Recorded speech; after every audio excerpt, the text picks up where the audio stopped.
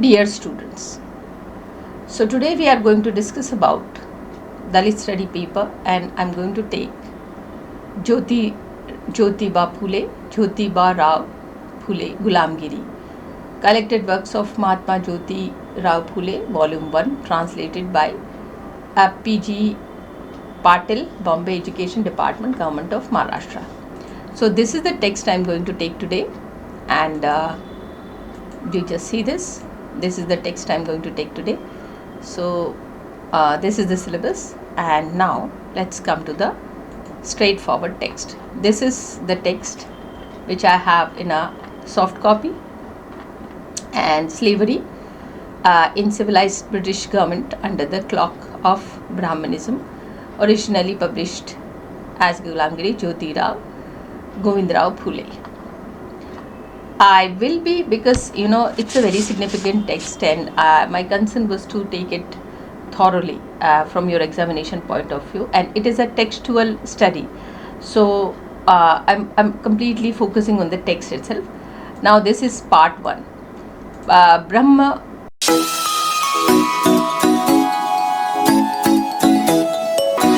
on earth, or Lord of Earth, Narasimha, Hiranyakashyap, Prahlad, Vipra, Virochan, Bali, Baliraja, Jyotiba, Marathas, Khandoba, Malhari, Martanda, Brahma, the practice of writing on parchment, and Parashuram, the Vedic magical hymns, preaching the Puranas, Baliraja II, the Vatandar, Bhat Kulkarnis, Bhat officers, helplessness of English officers, the Education Department of Government, a condemnation of the tyranny of Brahmin demons, a miscellany about the church and gospel, a mirror. Why did I write this about the author? So this is what the complete content is there, and this content, if you see, this is complete content is there, and 16 chapters are there. So we'll be going by one by one. Okay, now this is preface, and you know why? Because some of the things are very significant, we cannot avoid it, we have to see it thoroughly. So in this way I'm going to do this reading. The day that reduced a man to slavery takes from him the half of his virtue. See, human being has a lot of capacity, and slavery is one of the things which reduce the human capacity, because it actually limit the human being. For example, a person who could be a very good doctor, but because of the caste system, he or she has to choose a traditional a traditional work which their family ancestors are doing. So in this way, the human potential is being limited and controlled. That's how this quote is there. Now, our system of government in India is not calculated to raise the character of those subject to it, nor is the present system of education one to do more than over-educated a few, leaving the mass of the people as ignorant as ever, and still more at the mercy of few learned. In fact, it is an extension of the demoralizing Brahmin-ridden policy, which perhaps has more retarded and progress of civilization in India generally than anything else. So this quote is, how our government system and our societal system is ignorant, and how it is actually leaving the people, the humans, on the mercy of the few learners. Few people are learned, and most of the masses are ignorant, and that also reduce the capacity of country as a whole. So that's how. Then many ages have elapsed since peculiar resources were afforded to the Brahmins, but the most considerate cosmopolitan would hesitate to enroll them amongst the benefactors of the world. They boast of the vast stores of ancient learning. They have amassed great riches and been invested with unbounded power, but to what good end? They have cherished the most de-regarding superstitions and practices that most shameless impostures. They have arrogated to themselves the possessions and enjoyment of the rarest gift of the fortune and perpetuated the most revolting system known to the world. It is only from a diminution of that abuse power and we can hope to accomplish the great work of nation generation. So I mean, it's actually talking about the caste system, where how these, you know, the people who were capable enough to do, but this you know, shameless imposture, some kind of practices and some kind of foundations are being imposed on the people, and that is why abuse of power. Certain people, they misuse the power, and it's a domination. Mostly marginalized are being dominated, and they are in majority, and few people control the power. So, and it is not like just a once and all, but it's a it's a kind of generational, and ultimately it decided the national character. So that's how you know, these are quotes which are actually able to have a correlative sense with the caste system of India, and that's how. So you can actually quote Mia's Sepoy Revolt, then you can actually quote from Colonel G.J. Shelley on fisheries in India, and then Homer. So these are the significant quotes which you can actually use.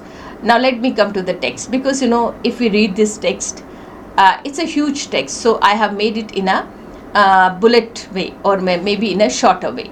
So, claim of non-aboriginal origin. The text asserts that Brahmins are not indigenous to them. Starting, they migrated from regions beyond the Indus River, Hindu Kush mountain and surrounding areas, probably more than 3,000 years ago. Indo-European ancestry, its opposite, posit that the Brahmin descendants from the Indo-European race, connecting them to Persian, Medes, other Iranian groups and major European nations, citing linguistic similarities as evident. Migration motivation. The text suggests that the Indo-European people migrated due to the arid, sandy and mountainous region of their origin being insufficient to support their population, and they were attracted to India's fertile land. So this is how this theory of origin of the Europeans and Indo-Aryans, and how this migration took place. So this is the theory, and this whole text, if you see from here, from this line to the it's here, this is what the meaning is there. So you can actually read the text if you wish. Let me just read out few lines. So recent research have demonstrated beyond a shadow of doubt that the Brahmins were not the aborigines of India. At some remote period of antiquity, probably more than 3,000 years ago, are in progenitors of the present Brahmin race, are descended upon the plains of Hindu Kush, Hindustan, from a region lying beyond Indus and Hindu Kush and adjoining tracts. So that is how the migration theory is being supported here. And then the Dr. Pitchards, the ethnologist, they were an offshoot of the great Indo-European race, from whom the Persian, Medes and other Iranian nations in Asia and principal nations in Europe likewise are descendant. The affinity existing between the Zend, Persian, Sanskrit language, as also between all the European languages, unmistakably point to a common source of origin. So this is the origin, and the migration theory is being discussed here, and I have given you the same I have given you in the short notes. So you can read it again and you can come back again. Now this is the text which again I'll be giving you in a notes manner, but this quote is significant actually. So let me just read out. A most remarkable and striking corroboration of these views to be found in the religious rites observed on some of the grand festivals which have reference to Bali Raja, the great king who appeared to have reigned once in the hearts and affections of the Shudras, and whom the Brahmin rulers displaced. On the day of the wife and sister of Shudra, when he returned from his worship of the sumi tree after the distribution of its leaves were, which are regarded as on that day as equivalent to the gold amongst his friends, relations and acquaintances. He is greeted at a home with welcome, let all trouble and misery go and the kingdom of Bali come. Whereas the wife and sister of Brahmin place on the day in the foreground of the house an image of Bali made generally of the weather, wheat or other flour. When the Brahmin returned from his worship of the sumi tree, he takes the stock of it, pokes on it with the belly of the image and passes into houses. This contrariety in the religious custom and uses obtaining amongst the Shudras and Brahmins, to which many more examples might be added, can be explained on no other opposition but what I have tried to confirm and elucidate in these pages. So this is how the quote is there, but the same quote is being again given in a notes way. So what is this quote is? The text asserts the Aryans and ancestors of the Brahmins arrive in India as conqueror, not simple immigrants. It attributes to this their cunning, arrogant and bigoted nature. Now linguistic evidences, the term Arya and Bhudev used by the Brahmin to describe themselves are interpreted as evidence of their self-importance. Conversely, terms like Shudra, Mahari and Chandal used to describe the indigenous population and are seen as evidence of the resistance of these people offered to the Aryans. So what is the culture practices? The culture practices are the contrasting ritual observed during the Dashara festival by Shudra and Brahmins are presented as evidence of historical conflict. The Shudra greeting, let all troubles and misery go and the kingdom Bali come, is interpreted as a longing for a pre-Aryan ruler. The Brahmin ritual of poking the Bali image is interpreted as a symbolic act of subjugation. Aboriginal resistance. The text describes the Aboriginal people of India hardy and brave, indicating that they resisted Aryan arrival. The negative term used against them as seen as proof of this resistance. So here one significant point becomes, because those, I mean, it is the theory of this conquest. The conquest theory suggests that those who were the native people, they are being addressed in a very derogatory way. So the writer is trying to suggest one meaning that because the Aryans had to face a lot of stiff resistance from the Aboriginal people, and that anger might have forced them to use such derogatory language for the Aboriginal people or those who are the indigenous people. So that is also how this point is significant.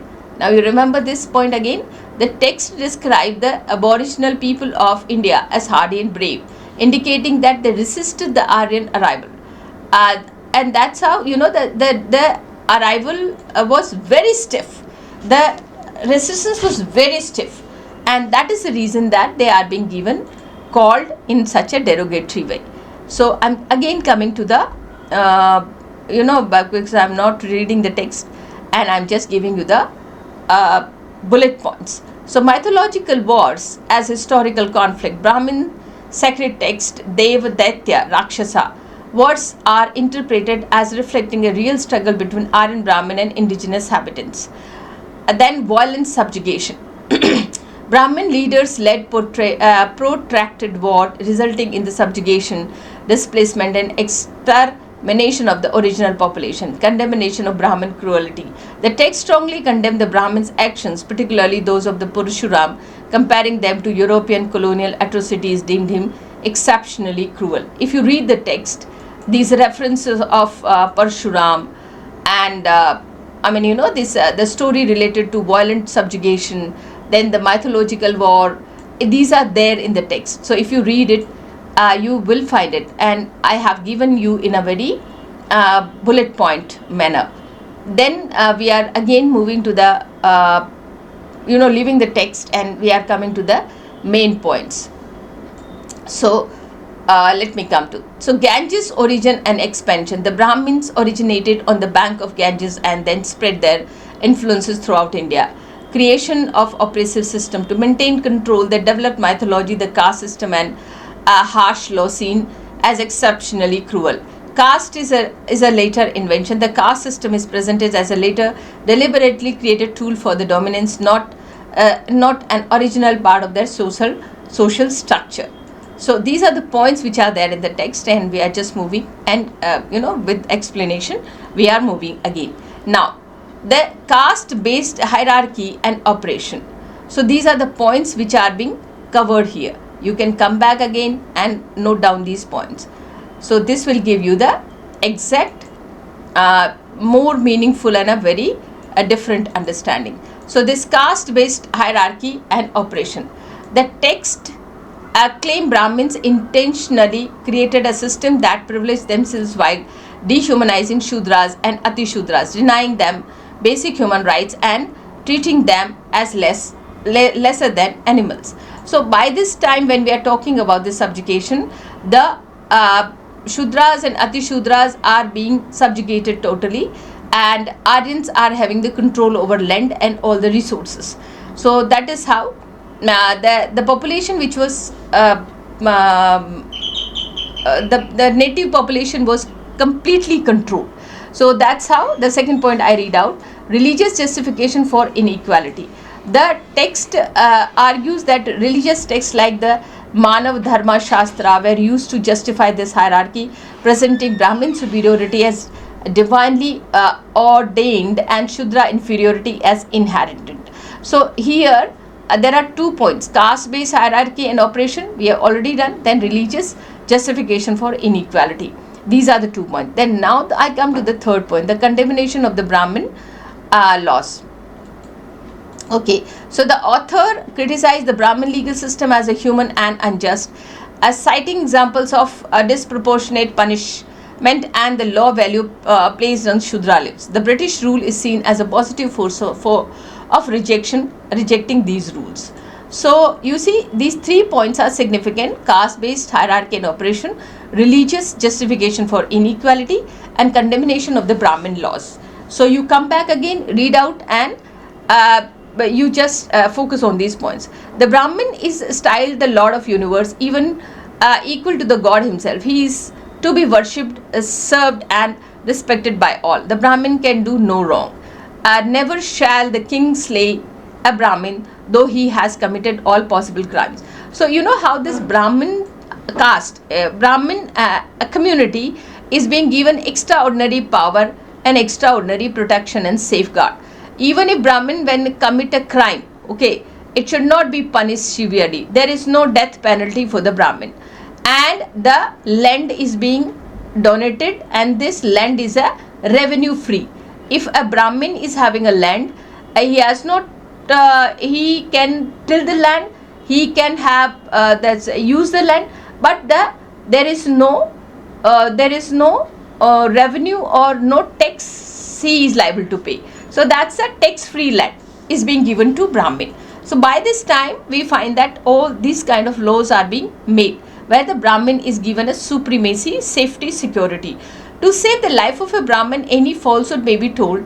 There is no sin in it. So if you are lying and just for the sake of saving the life of a Brahmin, that is no sin. No one is to take away anything belonging to Brahmins. So if anything which is related to Brahmin, no one can steal it. It's a crime, or it's a it's a sin. A king, though dying with want, must not receive any tax from Brahmin, nor suffer him to be afflicted with the hunger, or the whole kingdom will be afflicted with him famine. So even if the king, who is not able to maintain his state expenditure or state expenses, he cannot take this revenue from the Brahmin, because that's a sin. It is considered to be sin. And if suppose a king is forcing Brahmins to pay the revenue or pay the taxes, the state has to go through famine. So that's a kind of threat. Okay, so I think no king will try to take tax or revenue from Brahmin. The feet of a Brahmin are holy, in his left foot reside all the whole pilgrimages, and by dipping which into water he makes it as hold as the water as the holiest of shrine. So the foot of a Brahmin is itself is a pilgrimage, and if you dip the water his foot in the water, that water become pure and it is equal to the holiest of the shrine. The Brahmin may compel a man of servile class to perform servile duty, because such a man was created by the Almighty only for the purpose of serving Brahmin. A Shudra, though emancipated by his master, is not released from the state of servitude, for being born in a state in which is natural to him, by whom can he be devastated of his natural attribute. So, you know what? A Brahmin may compel a man of the servile class to perform servile duty. A Brahmin can ask anybody to serve the Brahmin, or pay the labor, or pay the services to the Brahmin. And if Shudras are being born for this master, Shudras are being born to serve the master. And who is the master? The master is the Brahmin. So such kind of rules are there. You just see how the superiority of the Brahmin is being established through all these regulations. Let a Brahmin not give temporal advice nor spiritual counsel to Shudra. So a Brahmin will never give any advice or any preaching to Shudra.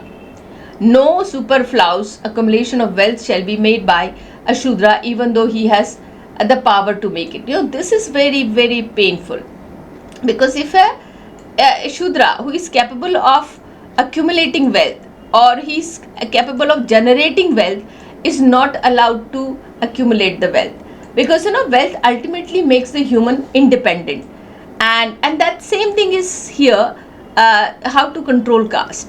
So, and by his insolence or neglect, he gives pain even to the Brahmin. And even if a Shudra is thinking of accumulating the wealth, that thought itself could actually give pain to a Brahmin. If a Shudra cohabit with a Brahmin adulteress, his life is to be taken. But if a Brahmin goes even unto the lawful wife of a Shudra, is exempted for all corporal punishment. This is so filthy, and this is so abusive. So if a Shudra cohabit with a Brahmin adulteress, his life must be taken. But even if a Brahmin goes unto the lawful wife of a Shudra, he must not be given any kind of corporal punishment. See how these rules are completely establishing the superiority of Brahmin. And these are the points which you can actually understand how this is the superiority of the Brahmin is being established.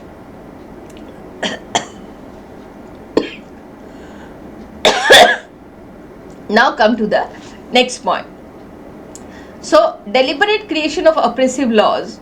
The text argues that Brahmin intentionally created cruel law to enslave the control the Shudra and Ati Shudra population are driven by selflessness and cunning. So, these laws which are being created, they are deliberate laws to control the population of Shudra and Ati Shudra. So these are biased, and these are cunning laws which are created by to help one community only. Historically, conflict as the source of the oppression, the severe laws and hatred towards the Shudra are attributed to historical conflict stemming from the Brahmin arrival and the context, not inherent social order. Historical conflict as source of oppression, the severe laws and hatred towards Shudras. So even through the laws, it has been clear, because the Shudra cannot, if Shudra cannot accumulate wealth, Shudra cannot accumulate wealth. Shudra, if committing any crime, must be given death penalty. So these are the system, these are the laws which are against Shudra and Ashishudra. Systematic deception and religious manipulation. Brahmin used fabricated legends and manipulated religious belief to maintain control, present their oppressive system, and divinely ordained and suppressing the dissents. So this is, you see how this systematic deception and religious manipulation is there. then historical conflict as a source of oppression is there, and then deliberate creation of oppressive laws. So you please go through this and you can write your answer very well. Next I come here is the negative impact of Brahmin rule, then exploitation of the Shudra population, and the dependence and internalized oppression. These are the points we are going to discuss now. Okay, so the text argues that Brahmins' arrival brought no benefit to the indigenous population, portraying them as a selfish and tyrannical group. Then exploitation of Shudra population. The Shudra and Atishudra are depicted as being consistently exploited, used as a source of wealth in successive rules, including the Brahmin, without any regard for their well-being. Then dependence and internalized oppression. The Brahmin established a system where Shudras were dependent on them for all significant matters, leading to the state of internalized oppression, where Shudras even resist attempt as liberation. So now these 3 points: negative impact of Brahmin rule, then exploitation of the Shudra and Atishudra population, and then dependence and internalized oppression. So these 3 points you can again go read it out and then you can mention in your writing. Okay, now I come to the next point. Now these 3 key points for the summary. So pervasive Brahmin influence, then exploitation through various roles, and then systematic discrimination in legal system. Now we are coming to the state and governance. So preserve Brahmin influence. The text highlights the Brahmins' widespread influence in all aspects of Shudra life, from religious practices to legal and economic matters, using religious and cunning to maintain control. Then the exploitation through various roles. Now Brahmins are depicted as exploiting Shudra through various roles, including priest, village accounts, kulkarni, and court officials, using their position to extract wealth and power. Then the third is systematic discrimination in legal system. The text accused Brahmin dominated courts of system discrimination against Shudra and Atishudra, alleging unfair treatment and denial of justice compared to Brahmin. So even in judiciary there is a bias. Then we come to the through various roles, like for example the administrative positions are there, in which also the Brahmins are given extraordinary power and Shudra and Atishudra are being presented as subjugated. And then the religious texts, primarily religious texts through which are proving the dominance of the Brahmins, and these are written deliberately. So these regulations are being made deliberately, and that is how the domination of the Brahmin is being established. Now again 3 point summary for this rest of the text. Systematic Brahmin bias in administration, then continued exploitation despite modernization, and then lack of Brahmin reform and hindrance to the progress. So these 3 points we have to discuss. My concern would be, please, if it is possible, please read the text, because for this class I am just giving you the basic points and short notes only. The text argues that the Brahmin maintained their dominance by influencing all level of Indian administration, from village to higher courts, and even influencing European officials' perceptions and leading to discrimination against Shudras. So this is how, through administration, because Brahmins, they had the control over education and this law-making agencies. While acknowledging some changes due to Western influence, the text claim Brahmin still cling to their notion of the superiority and continue to exploit Shudras through various dishonest practices. Then the third is, the author criticized the educated Brahmin for refusing to acknowledge historical injustice and relinquish their privileged position, arguing that this refusal perpetuates social division and hindered India's overall progress. So these are the points which are there before, if you just read out this text. These are the main points. If you just go through this text, which I am just making it in a green line, and you will find that this text is being summarized in these 3 points. Systematic Brahmin bias in administration, a continued exploitation despite modernization, and then lack of Brahmin reform and hindrance to progress. So you please come back again and then read out. Now this text which is there, and till the time its points start, I'm just this paragraph is being given in a 3 key points summarized manner. So let's see. So government's role in educational inequality, unjust allocation of right resources, and the third one is flawed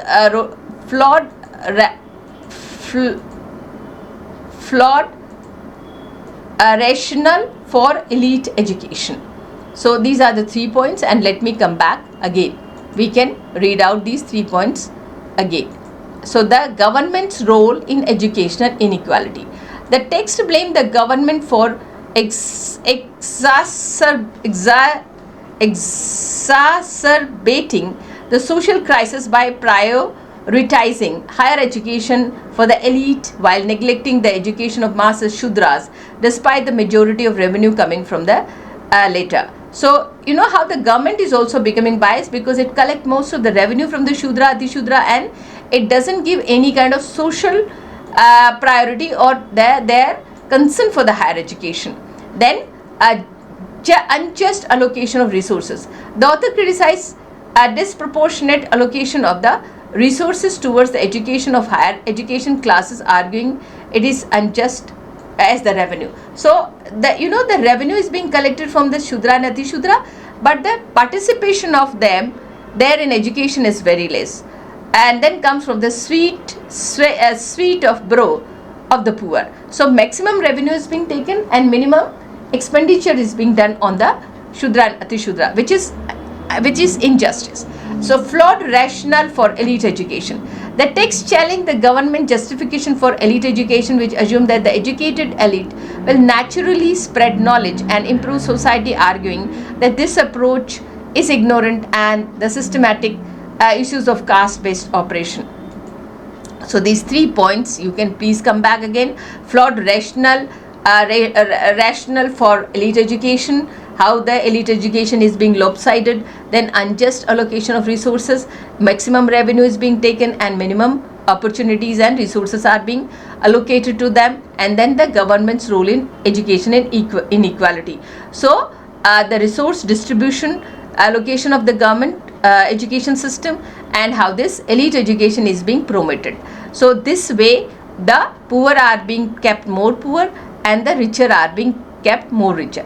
I would like to read out this quote regarding this objection of government to right above, and allowed to state that we have never heard of philosophy more benevolent and more utopian. It is proposed by man who witnessed the wondrous charges brought about the Western world purely by the agency of popular knowledge, and redress reflects of the 200 million of India by giving superior education to the superior classes and to them only. So superior education to the superior classes only. We ask their theory from the instance which have already fallen within this scope of their experience. They have educated many children of wealthy men, have been the means of advancing very materially and worldly prospects of some of their pupil.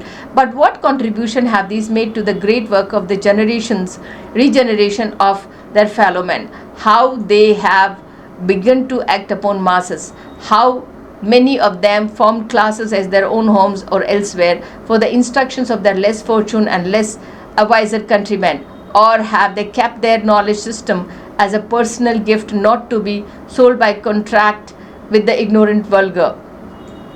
Have they in any way shown themselves anxious upon what grounds it is asserted that the best way to advance the moral intellectual welfare of people is raised? So here 2 questions are raised basically. The education is being given to the wealthy and affluent, and those wealthy and affluent had kept education for their personal use only. There is no knowledge distribution, there is no cultural knowledge capital distribution to the fellow citizens, and those who are poor, they are being kept poor and ignorant deliberately. So that is how it has created a unequal inequality in the society, and this inequality would be widening. This inequality would be more and more. Now let's come to the these 3 points. Critique of trickle down education, then we come to lack of evidence for elite altruism and irony of aristocratic argument. So these 3 points are there, and let me come to the explanation of this. So critique of trickle down education. The text criticizes the government's trickle down approach to education, arguing that the elite does not automatically benefit the masses. So if you just give the one argument that let the few of them be educated and they will educate rest of the masses, that never happen. So it's a failure of the trickle down. The lack of evidence of the elite altruism. The author questions the assume that educated elite will use their knowledge to uplift their fellow countrymen, citing a lack of practical example of such altruism. Then irony of atrocities, aristocratic argument. The text satirized the idea that national progress can be measured by the number of educated elite, highlight the inherent flaws in an aristocratic educational philosophy. So the education and the measurement of a country is not how many elites are educated, but how many all people are educated. So that's how we are trying to summarize in these points. Now again, 3 key points are the Brahmin monopoly in government position, then the call for mass education and Shudra empowerment, and Shudra loyalty as foundation of the government stability. So these 3 points are there, and I'm going to elaborate, read out these 3 points again. So let's start. The text criticizes the government's higher class education system for leading to a Brahmin monopoly in higher government offices, hindering the representation and welfare of the Shudra population. Call for mass education and Shudra empowerment. The author advocates for the shifting government focus from elite education to masses education, particularly of the Shudra, and urge educated Shudra to actively work towards liberating their communities from Brahmin domination. And then Shudra loyalty as foundation of the government stability. The text argues that the government's long-term stability and loyalty depends on the ensuring the happiness and contentment of the Shudra population, who are considered the life and sins of the country, as sinews of the country. So here, this was the introduction written by Jyotirao Phule on 1st June 1873. You can understand how wise and how contemporary this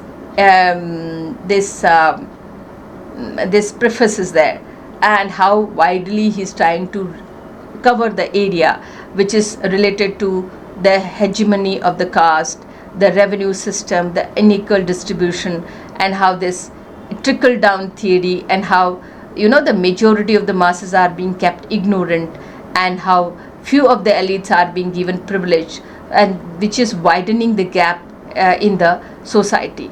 So that is how this whole system, if you understand, that is talking about the equality and the equal opportunities, because any talent or any merit could not sustain if the resources are not being provided on a time. Any student who is so much of capable and good enough, but if it is not being given at timely money to fill the form and enroll in the online exam, and even at the same time when the exam is happening, the child has to go to the exam center, appear in a good health and a best of the mind, and after that the result which is being given, which is, if the result is fair enough, then the child will pass the exam. So it is not suddenly to simply say something and then everything is happening. No, it comes out of resources. Everything is related to resources. So that's how these points are very significant, and I think because this video would be too long otherwise, I'm stopping here right now, and after that we'll come to the chapter 1. In this way, if you just see the next, all the text, all the notes I have made in this way, this is chapter 1, And in this way, if you just go, all the chapters are there, all the chapters are being given in a bullet points related to this text. Do not ignore this video, do not miss it, because this is going to help you in the best way. Okay, so I will just make most of the videos before time, before you appear for exam. Subscribe the channel, because you know my information, my YouTube information says me that 97% people, you know, the audience is 97%, and but the subscription rate is very less. So please subscribe the channel. This gives me moral, because I'm uploading a very significant and a wonderful material. I'm helping students. So if you subscribe, that's a kind of encouragement you give me. Please subscribe the channel. Without subscription, please don't come to the channel, because you are taking the benefit of my hard work, but you are not giving me even the little credit. So please subscribe the channel, because my YouTube information, they give that most of the time. People don't subscribe and they go for my channel. Please subscribe the channel and ask your friends to subscribe as well. We will continue the video, and this will be the next video will be chapter 1, 2, maybe 2 or 3, whatever time I could take. Thank you so much. God bless you.